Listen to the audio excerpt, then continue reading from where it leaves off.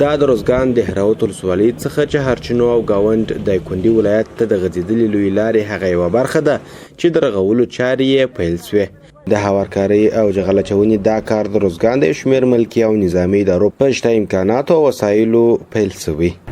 او د دې لارې دپاره چې موږ کوم تدابیر یا تصمیم نیولی دی خپل خاص کار د ولایت حاجي والي مولوي صاحب په هدایت باندې او د ادامي وسایلو سره دي او د لیوا انجینري ټیم او وسایلو سره دي دغه وسایلو څخه موږ کار اخلو. د روزګان لار د کندهار د روزګان لار خاص د روزګان ولسوالۍ لار د هراوت د چارچینو لار په دې ټولو کې موږ سره همکاري کوو او جوړوو.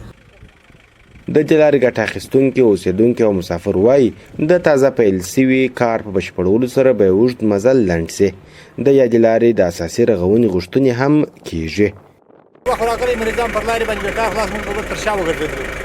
اوس موږ هغه د دې ځای مسولی شو دپاره دونه ګټه لري چې موږ په 3 ساعته کې نشو رسېدلی پخوا اوس په 1 نه په 1 ساعت کې رارسېږو.